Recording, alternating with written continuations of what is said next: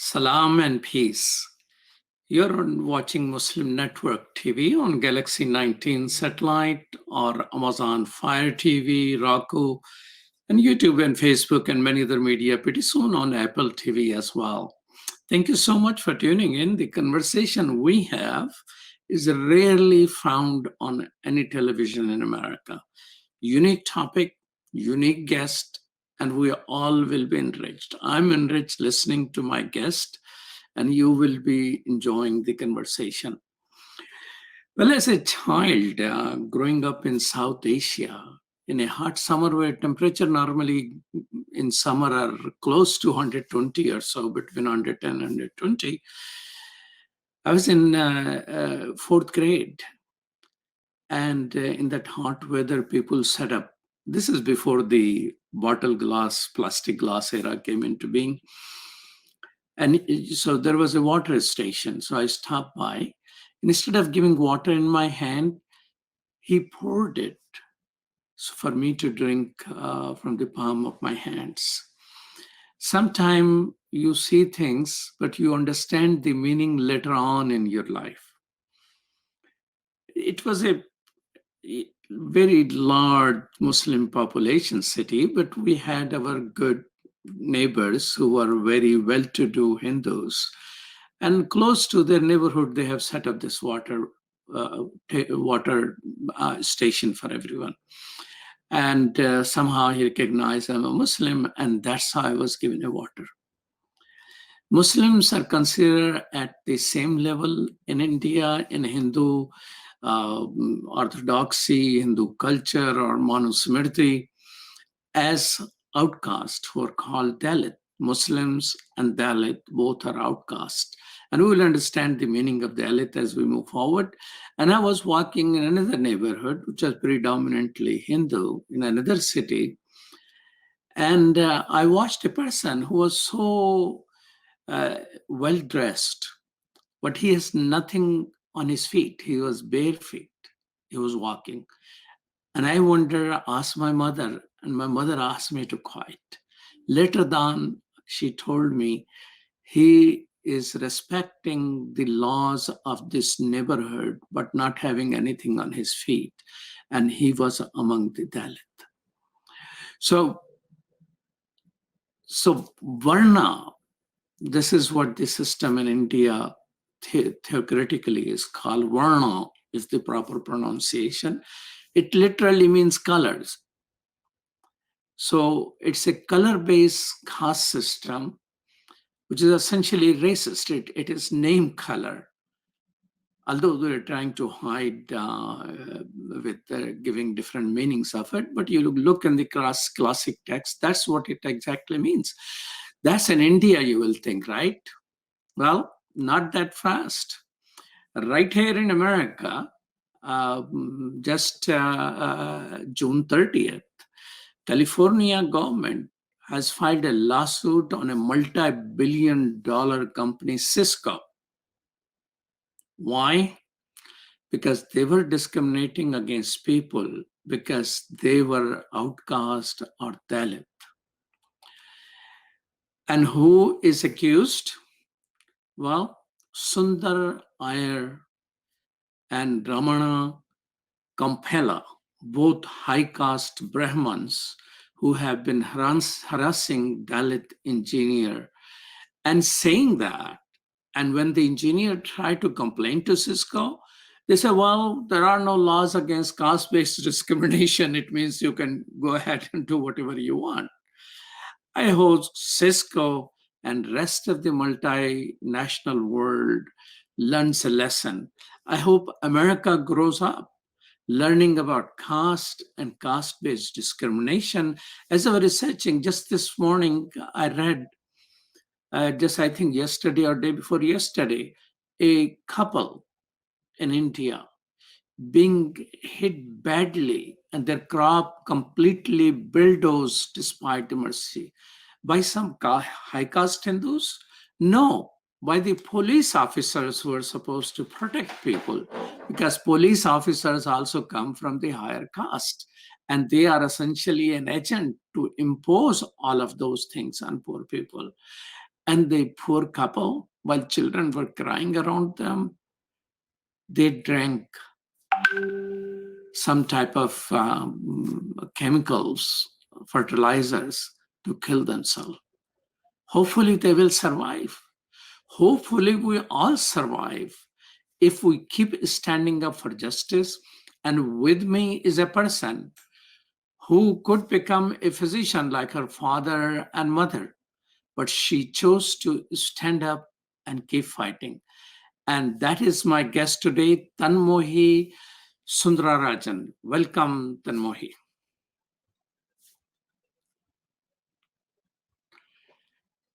Tanmohi, you need to turn your mic on, or is it our producer?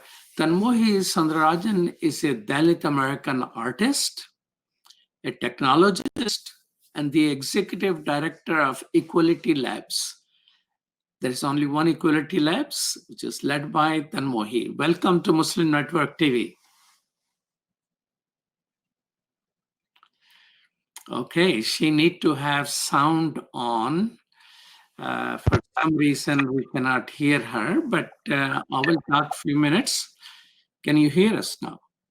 I can. I was able to hear you before. Can you hear me now? Okay, yes, we can hear you now. Sometime these things happen. So welcome to Muslim Network TV.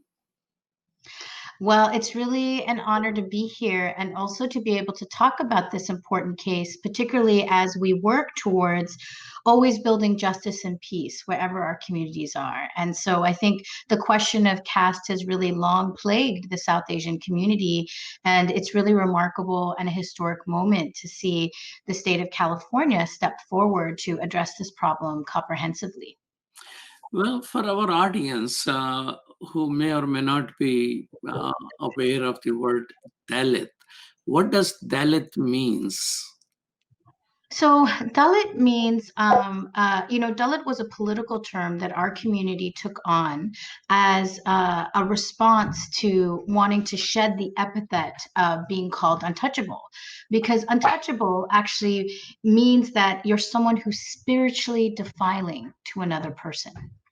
And because we were spiritually defiling to another person, we were, segregated into different parts of the village to live.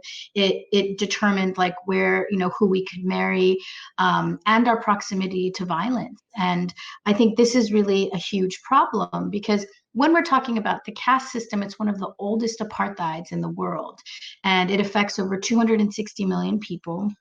And, every day we see many Dalits that are murdered and raped and whose houses are burned.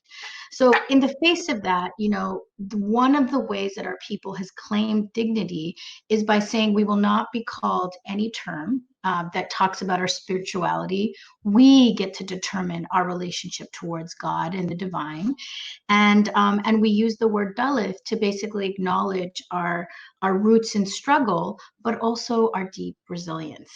And so many people around the world use the term Dalit who were formerly known as untouchable. And, definitely as someone who is a Dalit American, there are many of us here in the United States who are either Dalit or coming from the Shudra caste, who are caste oppressed, but don't experience untouchability. And we are the communities that are speaking out now about the large scale hegemonies of caste privilege networks in the United States that are continuing the bigotry of caste and are continuing the violence of discrimination here in the United States. So, it was, when people think of India, they think of Gandhi and Taj Mahal and, yoga and vegetarianism. Dalit or untouchability or caste system has not been in conversation. I don't know, until recently, thanks to your efforts and Equality Lab, some reports came out and all that. So you mentioned in India there are 265 million Dalits. There are 260 million Dalits in India, but you have to keep in mind there are Dalits throughout South Asia. So I believe that the number is already undercounted in India alone. But I think when we start to look at the other countries of South Asia, we're starting to talk about hundreds of millions more people. And so I think that it's a very powerful thing because we've always known that there has been an impunity with relationship to caste violence in South Asia. But the one thing that we have not really acknowledged that is that caste has now traveled to the diaspora. And in the United States, we see severe ramifications of caste here because our organization Equality Labs did a survey in 2016. And in that survey, we had 1,500 respondents, and the data that we got that confirmed our anecdotal experiences around caste was really shocking. We saw one in 4 Dalits had said that they experienced physical or verbal assault. 1 in 3 experienced discrimination in educational And you're environments. talking India or United States now? In the United States, in United States. And the critical piece of data that was actually really important for the California case is that 2 out of 3 Dalits in the United States say that they've experienced some form of workplace discrimination. How does And it compare with similar research in India? well, that's the thing. I think that there has been research into untouchability, but I think a similar scope of research for India actually was done, but the Indian government never released the findings. So I think that there are many sociological studies that have looked at caste and untouchability in different institutions, like from academics to the corporate world. But I think that again, in the diaspora, it was disputed whether or not caste existed, and our data set and the stories that came out of it were the first proof. And I think that's why we've seen it be used in so many different American institutions, because it helps give shape to people's lived experience of discrimination and bigotry and violence.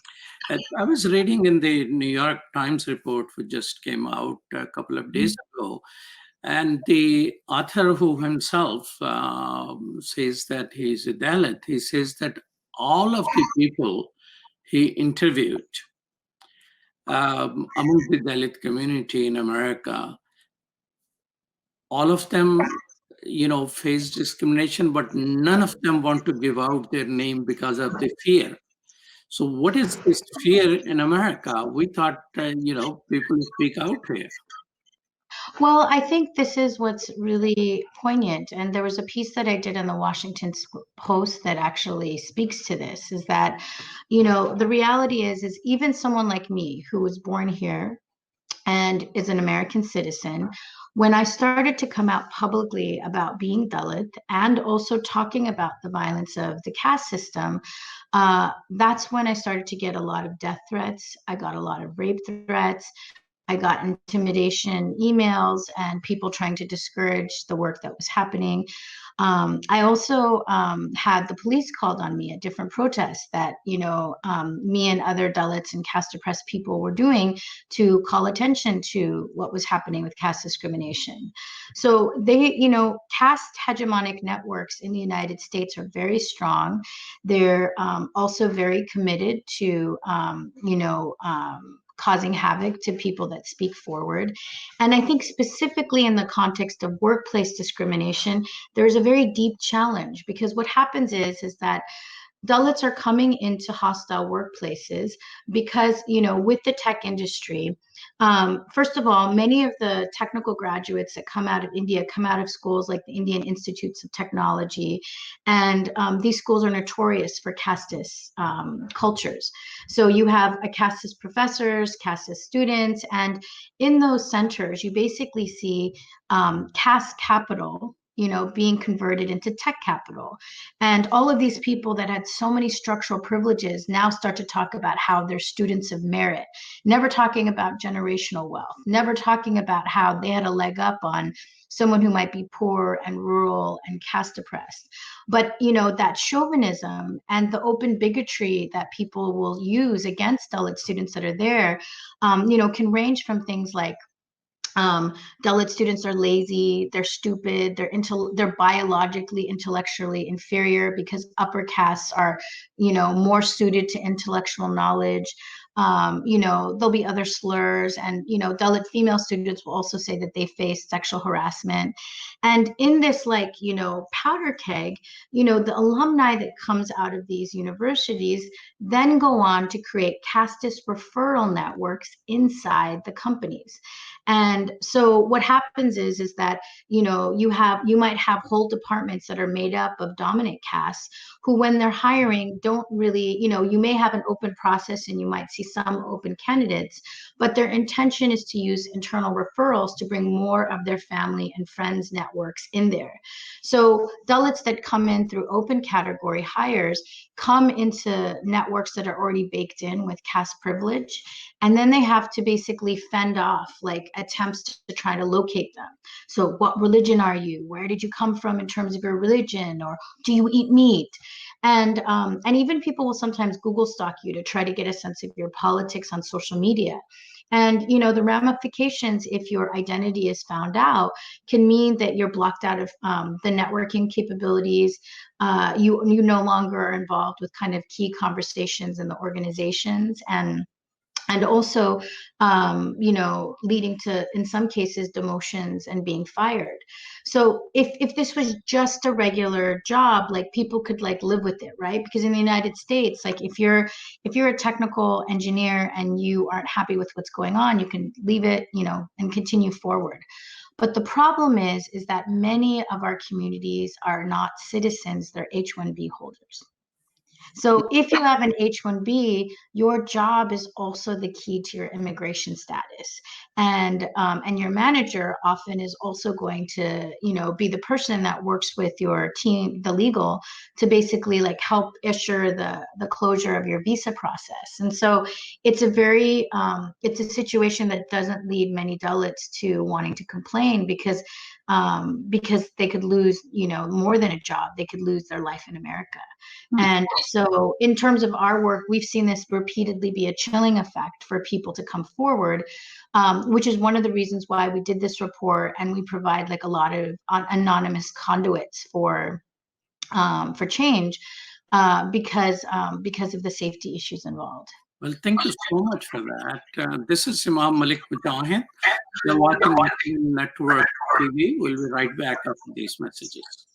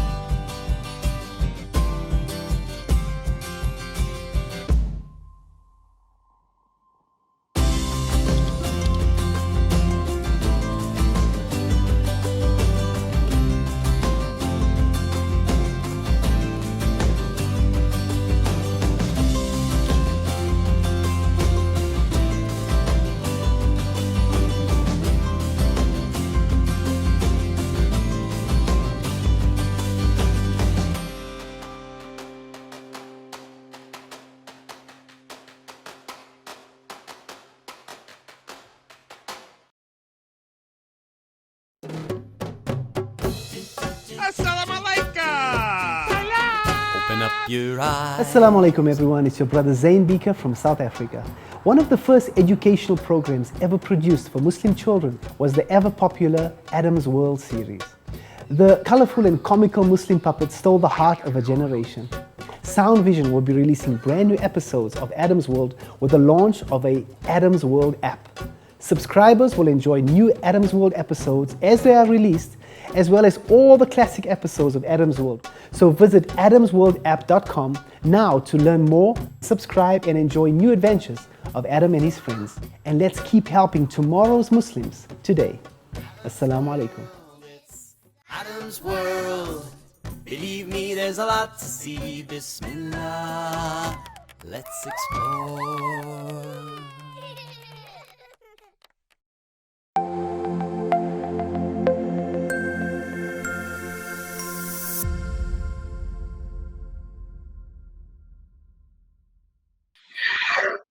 Welcome back to Muslim Network TV, and this is Malik Mujahid, and we are talking with Tanmohi, who is a Dalit leader fighting for the cause of Dalit as well as all other oppressed people. You were mentioning that people have fear of existing network of mostly Brahman and other high caste people in the IT industry. What percentage of Indians in US IT industry are high caste people? Well, this is actually a big problem, is that we don't have numbers because caste is in a protected category. So there hasn't been enough data collection both in the private sector or in the government sector to be able to answer that adequately. But I will tell you that we know that the Cisco case is just a tip of the iceberg, because since the Cisco case happened, our organization has received close to 220 reports of caste discrimination through an anonymous channel that we have. So we know that people are really going through it. And I believe this is really an urgent area for there to be more research about, because when you keep in mind Silicon Valley Tech actually it doesn't just have its like domain in California. Many of the multinationals that are from the United States also have hundreds of offices all throughout India that can affect potentially thousands of workers in India itself. So what happens in the Cisco case really has global ramifications, which is why Dalits are so fired up to speak out, because we have to ask, like, why was the state of California able to take on the issue of caste when the government of India had not done so since its independence in this way? Very, very, very powerful statement from you there. I was sitting in Ramadan in a iftar party, and one person wanted to talk to me. I didn't know who he was, but I came to learn from him, and I forwarded this article of Cisco to him. He was complaining to me that he has been fired. He's a Muslim. He has been fired by some Hindu bosses in a company in Chicagoland.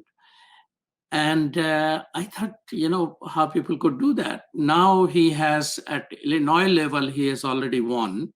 And he's, I think, now pursuing some other remedies. So I asked around, it turned out many other Muslims had this similar complaint about, now they had no idea if the person who discriminated against them, the IT leader from India, but based in the United States, was a high caste or low caste. They have no notion of that, but they were surprised with that type of discrimination that we were expecting from white type of people over discrimination, but it is coming from South Asians. And in Manu Smriti, the Hindu classic text, I realized after reading that Muslims are treated more or less the same way as Dalit. Of course, they don't use the word Dalit. They use the term Machut or untouchable. Have you encountered some of these things? Well, I think what's really important to know is that, when we're talking about South Asian caste and religious minorities, like people that are Indian Muslims and Christians and Ravadasyas and Sikhs, these are all communities that actually converted out of Hinduism to escape caste system. And the philosophy, just like when we're talking about white supremacy, and anti-Blackness, we talk about white supremacy. Similarly, when we talk about the caste apartheid system, we also talk about Brahmanism, or the system that, basically set up and developed the ideology of the division of society into castes. And so in that framework, there isn't a question that, the origin of caste and Brahmanism comes from Hindu scripture. Like, that's not a debatable point. But I think the thing to know is that caste has persisted as an institution, and we actually find it in all religions at this point. And it's virulent. We see interpersonal and institutional ramifications all the time. And in the diaspora, there's been some very significant cases related to caste. So, for example, in Chicago, where I know Sound and Vision is based, there was a man who was unhappy with his daughter marrying someone who was from a caste oppressed background. And so he set fire to their apartment building, and she was pregnant, so she died, as well as the partner. And, I remember when the case was being covered, it was just so new for people to think about that there could be an honor killing related to caste in the United States. And yet this was a case where there was a public prosecution. And I've heard of other honor killings like this that never went to prosecution, but which the community really feels was related to intercaste love in California. So again, I feel like if caste becomes a protected category, we will see other cases like this. There's also a very important case that sets precedent in California that happened in the early 2000s in the city of Berkeley. And there was a landlord named Lucky Bali Reddy. And he was the second largest landlord in Berkeley. And what he did was he comes from a landowning caste. And for all of his buildings and slum projects and things that he had, he basically trafficked all of the Dalits of his village to come and work in his community, in his buildings and stuff. And the most horrific part, as if trafficking wasn't worse just in itself, was that he trafficked young minor girls who were 13 and 12 and 14 and made them his sex slaves. And the way that he essentially recreated India and California. He did it in Berkeley, California. Oh my God. And not only that, like the way it found out, you can't write a serial like this, was that there was a carbon monoxide fire in one of his buildings and one of the girls died, and he had the workers wrap her body in a rug.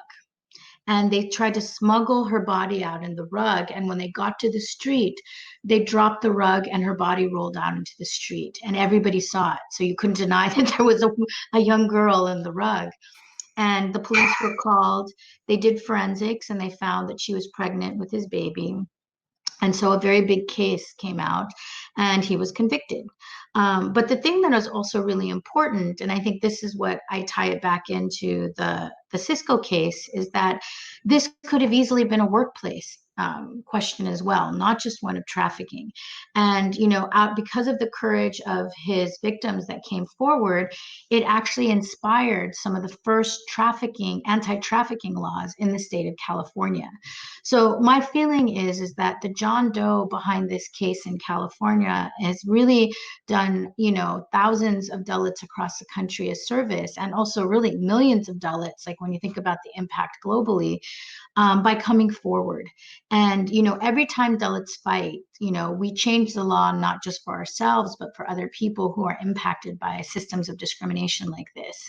And so, this is a very big we need a whole lot of education. In last couple of months, I read multiple articles about Dalits, and they will always universally will have one line: although the constitution in India has banned caste system.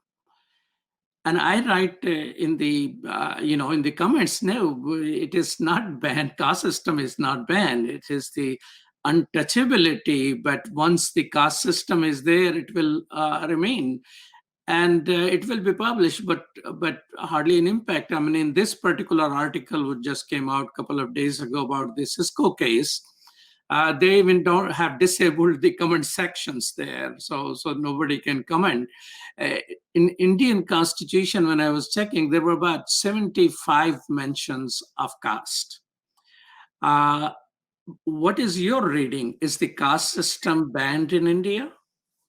I mean, this is the funny thing about impunity. The Indian government actually has passed many laws that could actually, if they were implemented, address the problem of caste. Like untouchability, for example, is illegal. We have something called the Prevention of Atrocities Act, which actually is supposed to stop atrocities against Dalits. And it's very comprehensive in terms of the kinds of crimes that can get qualified as a hate crime. But it's one thing to have a law. It's another thing to have the political will to implement the rule of law. And unfortunately for Dalits, we have not lived under a government in India that has actually fulfilled the promise of Dr. Ambedkar, the Dalit leader who was the architect of our constitution, to live in a truly caste-free country. And there has never been a political impetus to stop the hierarchies of caste, because to do that, you would actually have to confront networks of power from the village all the way up to the seat of power. And so this is why, atrocity against Dalits have continued unabated. The exploitation of Dalit labor has continued unabated. And that you have upper caste networks that would deny the reality of caste on every platform, and to give you a sense of how egregious this is, the Indian government has stopped, hasn't allowed people to use the word caste in global documents, because just the discussion of caste is something that they are so deeply concerned about.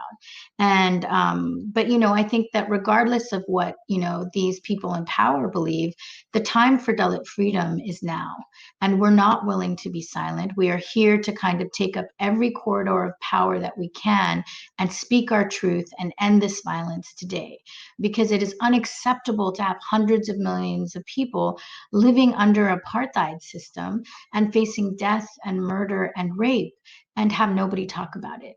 And this is a big reason why, in terms of Equality Labs' work, we focused on trying to move political education to people who are from dominant caste, so that they can start to take up the mantle of taking apart caste, because for too long this burden has really been on Dalits alone, and it's time for allies to get information, to get educated, and to really speak truth to power with us. You're watching Muslim Network TV. This is Imam Malik Mujahid, and I'm talking with Tanmohi Sundararajan, who is the leader of Dalit Americans, and we'll be right back after these messages.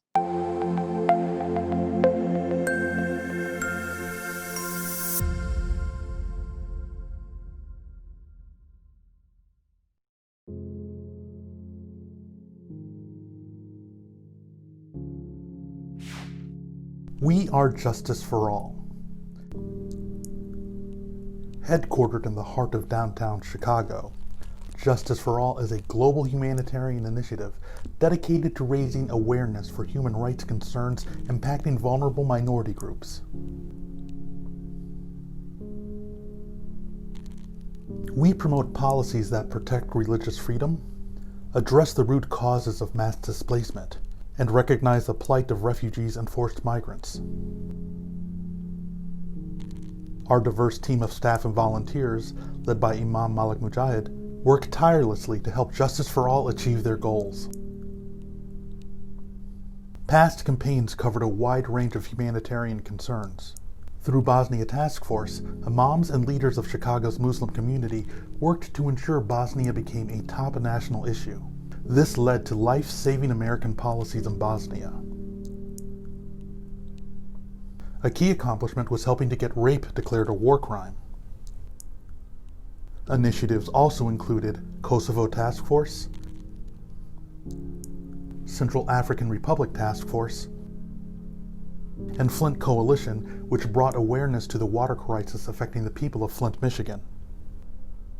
Highlights of our work include supporting Black Lives Matter,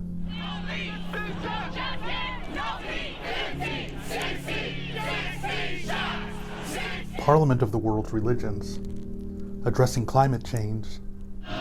So wasteful consumption starts the ruthless production, and that's where we need all the fossil fuel in the world.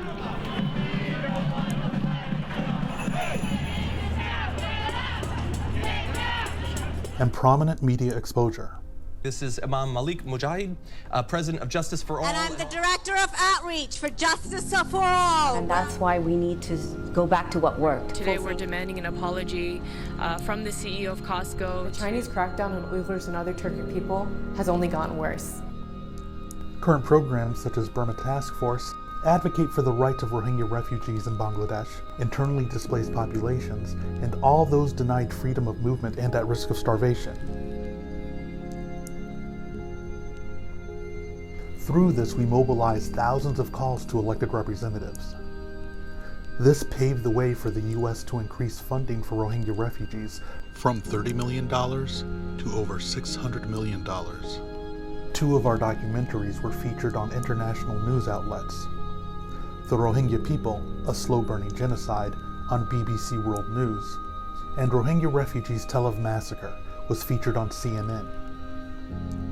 We've organized rallies, UN mission visits, expanded presentations on campuses, promoted research and report writing, outreach to think tanks, media, and other influencers. Faith Coalition educates about the Rohingya genocide and crimes against humanity faced by ethnic groups in Burma.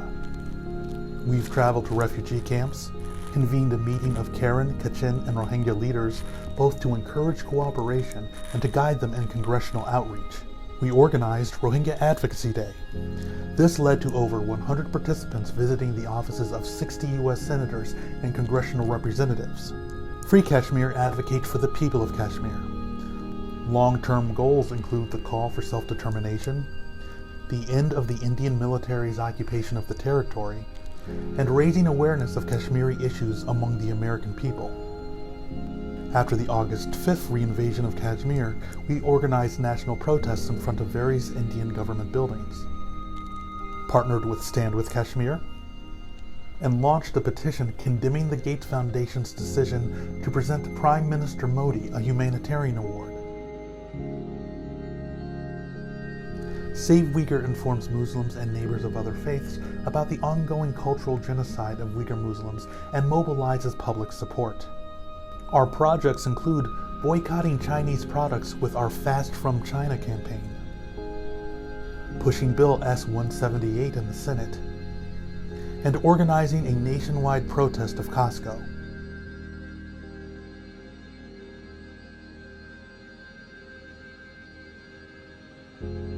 Together, we can continue to stand up for justice.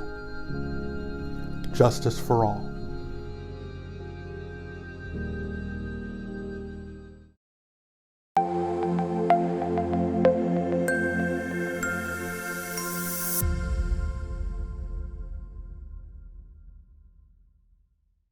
Welcome back to Muslim Network TV. You're watching Galaxy 19 satellite, Amazon Fire TV, Roku, and other social media. This is Imam Malik Mujahid, and I'm talking with Tanmohi about Dalits in America and in India and their struggle. One of the article I read says there are caste-based Hindu temples in America. Could you elaborate on that? I can't speak to if there's caste-based temples, but what I can tell you is that there are temples in the United States that practice untouchability. And I know for a fact that in New Jersey, there was a temple that my colleague went to, and when he told them that they were Dalit, they didn't allow him inside. And we have heard similar stories in multiple states across the country. And, I think that this is really, a sad status of our community, that people, even in the United States, practice untouchability. But I also think what's really important to remember, Malik, is that you also have caste associations that are openly out organizing on the basis of their caste. So you have groups like the Brahmin Samaj of North America, the Reddy Association, the Kama associations. These are people who are only meeting in terms of their caste privilege. And I think that, for me, I have, I think that if people want to do what they want to do on their own time, I'm fine. But I think that if people are starting to use those networks to weaponize against other community members, that's where I'm deeply concerned. So for example, like in the California textbooks, we were part of a very kind of contentious campaign where we had upper caste networks in the United States led by the Hindu American Foundation and other groups who were trying to erase the word Dalit and erase caste from the textbooks. They also wanted to create an origin story of conquest for Islam in the subcontinent, as opposed to recognizing the many diverse ways that it came, as well as erase the origins of Sikhism in a fight against Brahmanism. So in that context, I remember, seeing these like terrible like opinions that were coming from their chief academic, Dr. Shiva Bajpai, who would write these statements saying caste wasn't that bad. It was actually really helpful to resist the British, and nobody uses the term Dalits, and caste is not a problem in the U.S. and all of this, right? And, I would read this and I was like, who is this man that he's saying this? What data is this coming from? None of this is accurate. And then I did some research about him, and Dr. Shiva Bajpai is actually the board chair of the Brahmin Samaj of North America.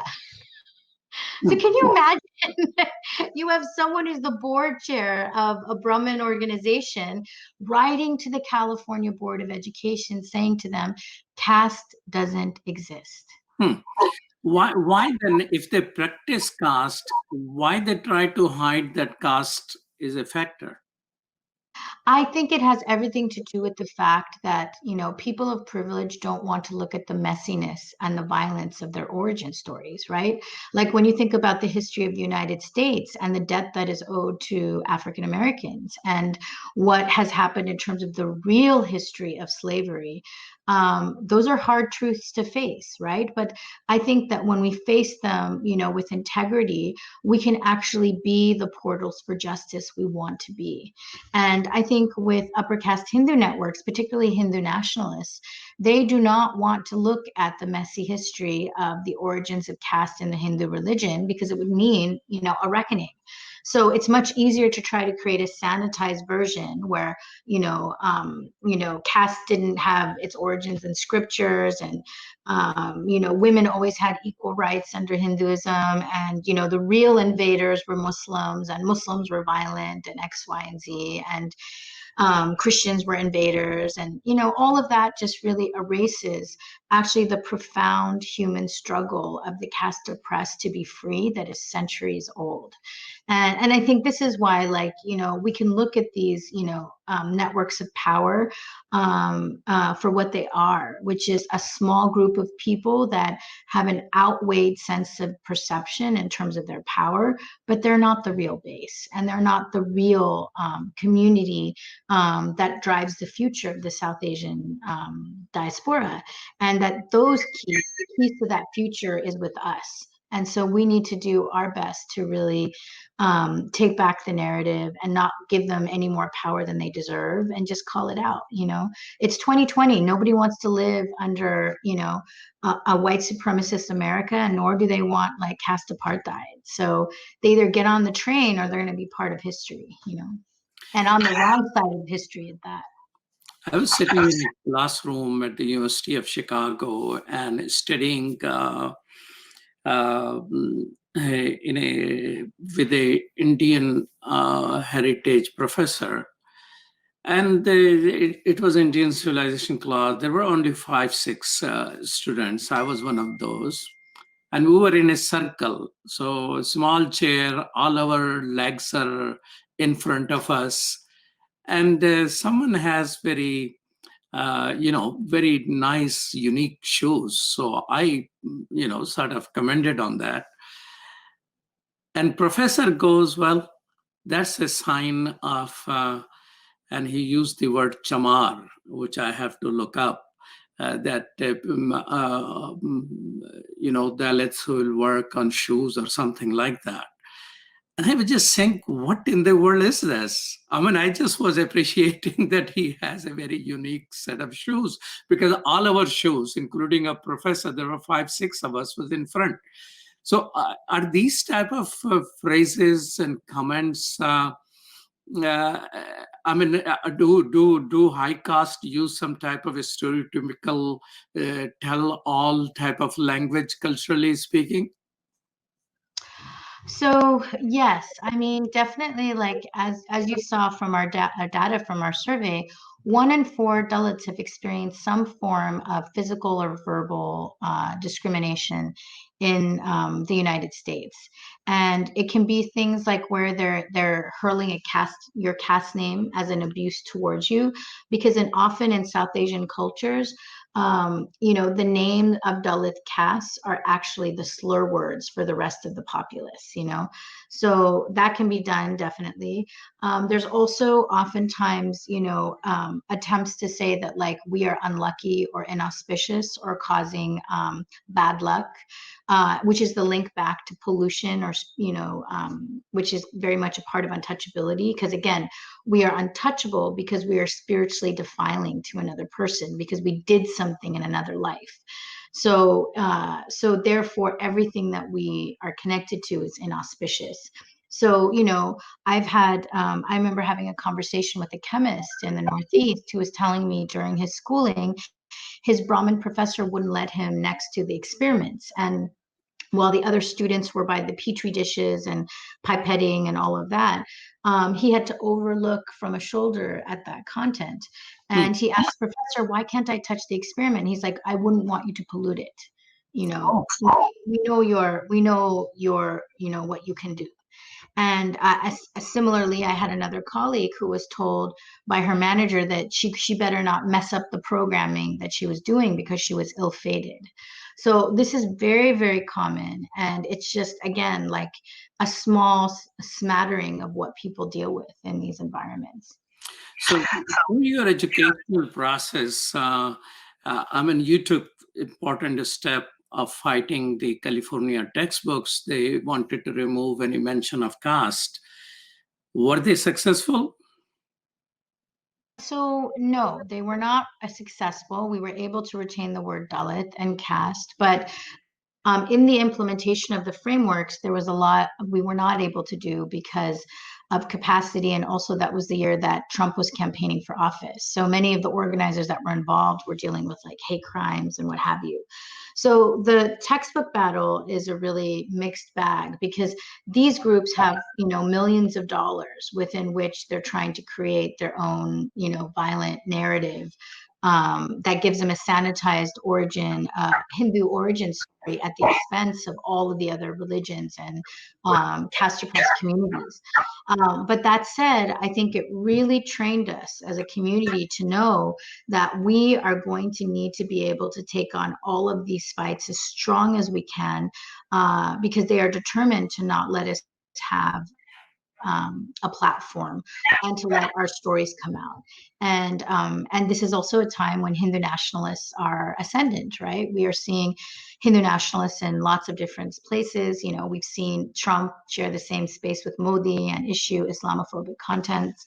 So I think that for us, it is important to stay focused on our rights. It's important to know that we have a constitutional right to be able to ask for protections under civil rights and other human rights codes in the United States. And that's exactly what's happening with our survey, because the report that we did has now been seen like through, scores of different offices, whether it's human rights commissions or civil rights offices, or, the HR departments, and even the guidance departments of universities, because, caste oppressed students and also our allies are bringing this up as a serious issue. In addition to that, we were able to do a congressional briefing last year, and we had many congressional offices come to that briefing, and we saw that there was a light of recognition from those people that attended, that this was an issue that really touched upon so many issues, whether it's immigration or trafficking or gender-based violence or university or even like workplace safety. And so, you know, now that the cat is out of the bag and now that this case is here, we are not going to rest until caste becomes a protected category amongst all of our institutions, and that there is a clear competency related to caste in our different institutions, so that, you know, we never have to see this happen again. Well, that particular point, I mean, what you say, that's your goal.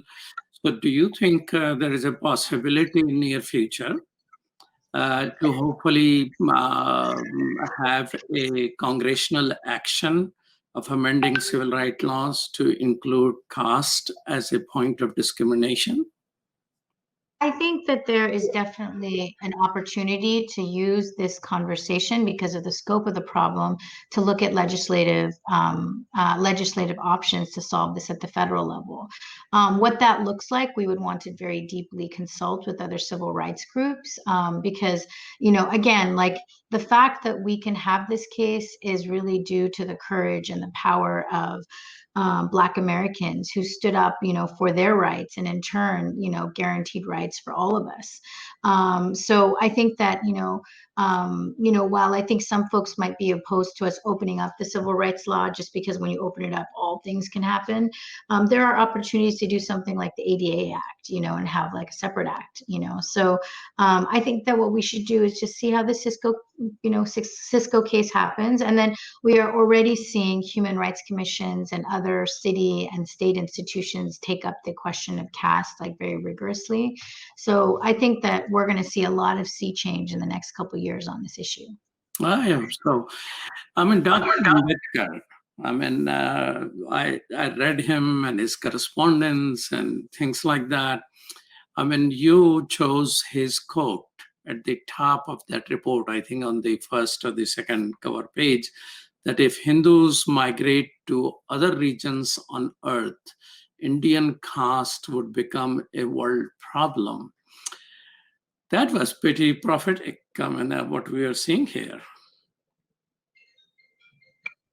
I mean, it's, I mean, Dr. Ambedkar says it all. And for the audience, like, Dr. Ambedkar was this like really incredible polymath who was a Dalit leader who was ahead of his time, and who was one of the first Indians to study abroad and to study at an Ivy League university.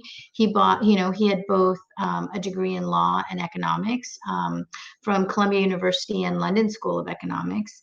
And I think that he very much knew the psyche of caste, and he knew that dominant caste people would not just relinquish power. And so he fought his entire life tirelessly to end caste in all of its different manifestations. So it was incredible that he was the architect of the Indian Constitution, because he built a lot of legal protections that, unfortunately have not been implemented, but the vision for it is there. And the blueprint for his constitution was used in multiple South Asian constitutions as more and more countries became independent. But, he also saw how deeply, independence figures like Nehru and Gandhi resisted real caste equity. And so I think that, once the Indian nation was formed, Ambedkar saw like how deeply caste Hindus really avoided truly integrating and allowing Dalits to be free. And so he ended up leading, like, in, after independence, many battles to desegregate water tanks and roadways and temples, because of like how deeply discriminated our people were. And at the end of his life, he said, like, I may have been born a Hindu, but I don't want to die one. And so he converted to Buddhism, and the site of his Buddhist conversion is one of the largest Buddhist conversions in world history. So, I think it's so hard, because with a system like caste, it's both religious and racial, and and ancestral in terms of its origin. And so I think there are political options to it, there are religious options to it, there's even philosophical engagements around it. But I think what's important here in the United States is that caste discrimination does not ever in any shape or form even enter the realm of religion, because it is a structural system of oppression. There are clear protections to stop it at both the international and national level.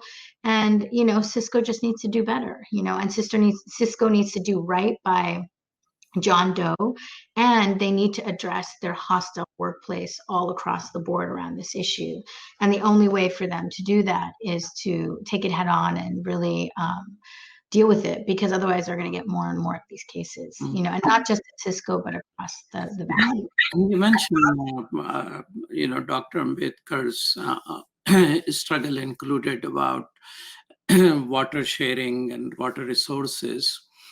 In early 80s, National Commission on Scheduled Caste used to issue a report.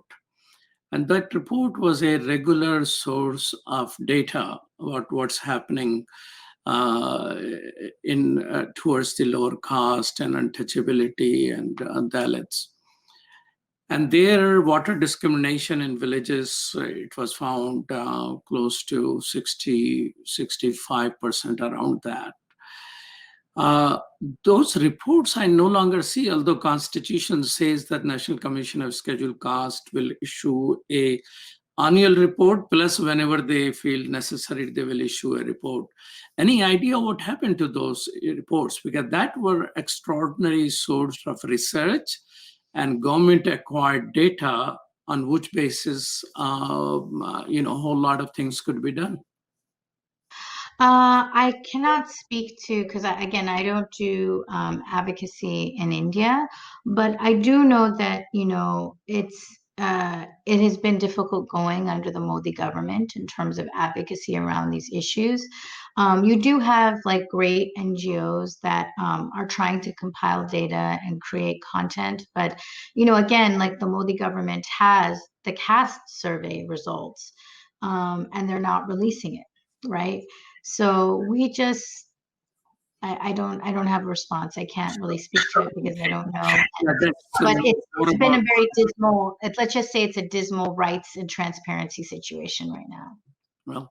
Well, thank you so much, Tinmohi, for the work which you do for Equality Lab. I think, and I hope that pretty soon this case will result in a lot of corporations learning and asking you to guide them about the subject matter which you have mastered so thoroughly. Thank you so much for your work. No, thank you so much for having us. And, for folks that want to read the report or learn more about caste, just visit us at equalitylabs.org or on Instagram and Twitter. And, we are really deeply committed to deep learning on this issue and translating that into building power to abolish caste. So, can't wait to see you at one of our events. But also, Malik, thank you so much for opening this conversation, because it's really one of the critical frontiers for freedom amongst our people. And there are actually many, many caste-oppressed Muslims throughout South Asia. So it really means a lot to be able to open this conversation, and hope to talk with you again soon, sometime in the future. Thank you so much. You're watching Galaxy 19 satellite, Amazon Fire TV, Roku, and other websites and YouTube on muslimnetwork.tv. We're always there. And these type of unique conversation in which I'm enriching myself. I hope you're enjoying as well. And thank you, Sumaya Heather, for producing our show, and Zahra Nadeem and Connor for support. Peace. Salam.